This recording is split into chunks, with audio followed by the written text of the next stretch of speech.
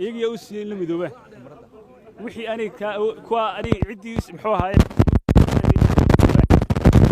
anigana iga taagi maayo January 4teedii 2012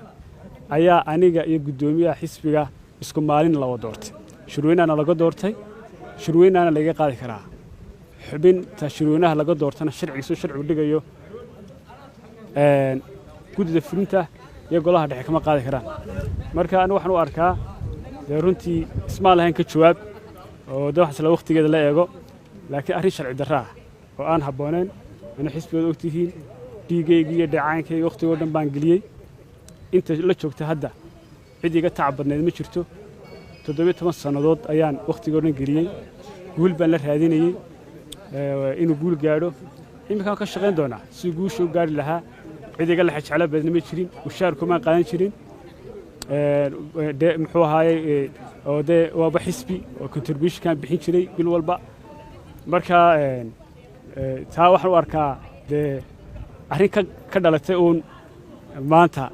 shirka halan ka dhacay ma arkaaya raash ka dhashay laakiin uma arko wax sharciya marka hadda muxuu qorshaagu yahay mar haddii xisbigii cud ay sheegeen in xubnimadii iyo xilkiba laga qaaday ma xisbigii cud baad ku sii adkaysanaysaa ka sii madaxaana sabad leedahay bise xisbiga talada ay kulmiye ku biirsan no way anu xisbigii cud baan ahaanaya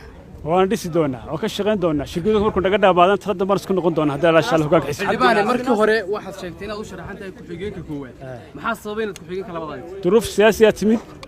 waan ka hadlay saaka xafladan ka hadlay duruuf siyaasi timid siyaasadda wax la yiraahdo is an art of possibility kolba wixii suurtagal ah marka duruufta timid awgeed baan kalabaad hadda aan soo la garanay inaanu insha Allah u tartami doono hadda la yiraahdo Cabdinaasir Qodax muddo waxaad la soo shaqeynaysay gudoomiye isku ogeyn inuu igu dhiso hanka inuu igu dhiso isku ogeyn waa isku taageersaneen heshiiskiisa baan hayaa sharci baan hayaa laakiin waxa ay ma doonayaan ka hadlo waxaan u arkaa inaan anigu aan ku saxsanahay inaan golaha hanka aan leeyahay anu ordo